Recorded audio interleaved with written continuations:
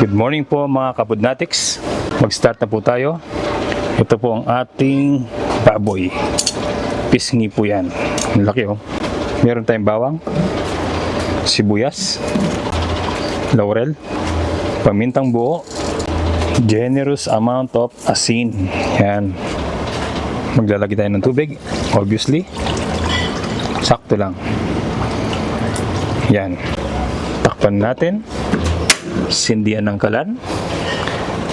Balikan natin hanggang lumambot ang ating baboy. Balikan po natin. Makatapos ang ilang araw na pagpapakulo, malambot na ang ating baboy. So pakita ko lang po kung gaano kalambot. Yan oh. Grabe lambot oh. Panalo. Tingnan niyo po. Ang lambot. Sarap niyan. Yan. So patayin natin yung apoy. Tapos ihahawin na natin sila sa init.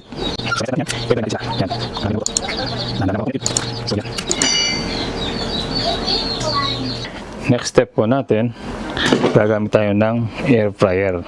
Hindi naman natin lulutuin yung baboy sa air. Ang purpose natin ay patuyuin ang balat para hindi siya tatalsik kapag ipiprito mamaya. Yan. Gawin natin yan mga 5 minuto hanggang 10 minuto. Yun. Ayan, balikan po natin. Ayan, tingnan po nyo. Yan ang gusto nating mangyari. Hindi natin sila lulutuin all the way kasi i-deep fry natin sila. Dahil na air dry yung ating baboy, ang mangyayari niyan, hindi siya tatalsik. Okay? Kasi wala na siyang water content. Yan. So next natin gagawin, mag-deep fry tayo. Ayan, yung mantika natin, umusok na. So ibig sabihin, sobrang itan yan. So kailangan natin ng pananggalang. Yan, no? So start natin. Ilagay natin itong baboy. Tapos ito pang isa. Sana hindi sasabog. Yun, sumasabog yata ng konti. Kung napapansin nyo, walang masyadong splattering. Yan, no? Yan ang sikreto. So kailangan mawala yung water content ng ipiprito natin para hindi magtalsikan yung mga mantika. Yan o. So yan ang sikreto para hindi magtalsikan yung mga mantika at hindi delikado na mapaso tayo. Okay? Yan. Makalipas ang ilang minuto, yan, balter na po natin. Yun o. Panalo, grabe. Pakita ko na po siya ng malapitan para ma-appreciate nyo po. Yan o. Kita nyo po. Masarap. Grabe o. So, balter na po natin. Ganon din yung isa. Sarap o. Sure ball. Pakita ko ulit siya ng malapitan. Yan. Tingnan nyo po. Sarap o. Panalo. Sarap papakin yan. Actually, sausaw mo lang sa suka. Pwedeng-pwede na.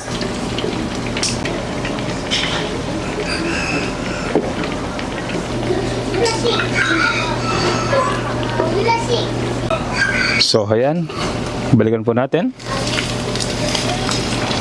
Ihaw na po natin sila. Grabe yung sarap po. Sarap niyan. Ito naman.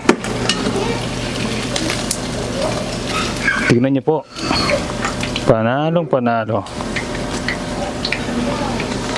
So yan ang ating mga piniritong baboy. So gagawin natin yan, palamigin, tapos chop-chopin natin. Okay? Mag-start na tayong maghihiwa. Grabe. Kahit mainit, hiwain natin kasi nagutom na ako eh. Yan o. Sarap nito, grabe o. Lambot. Pakita ko lang po sa inyo kung gaano siya kasarap. Yan o. Grabe. You know? So tatatarin natin yan according sa preference nyo.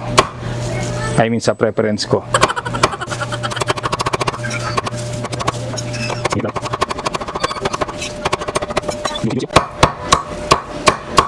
Yan, palagi ko kanya itong gantong ano para chunky siya. Yan o. Ito yung bowl natin. Hindi pa natin ngayon. Sarap natin. Matrabaho talaga ang sisig kahit kailan.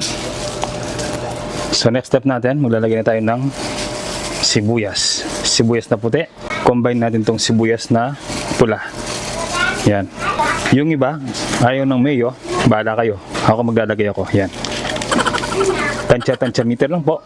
Tapos maglalagay din tayo ng reno. Di sponsor yan, pero baka naman. Lagay tayo ng kalahati. Yan, para mas masarap. Tiplay natin ng asin. Konti muna. Pwede naman mag-adjust mamaya sa sausawan. Ito naman si liquid seasoning. Maglagay po tayo. So maglagay po tayo sa naayon sa preference natin. Gaano karami. Maglalagay ako ng green chili. Yung red chili mamaya lang kasi gusto kumain ng anak ko. Siyempre di mawala ang kalamansi. Yan. Lagyan natin. So okay, pasensya sa lagi po uminom pasensya. Yan. Pasensya na po. So hindi po natin pwede naman sa gusto medyo masig. Yan. Lagay ko na yan. Alisin natin ng konti. Ngayon, gamit tayo ng 2 kutsara.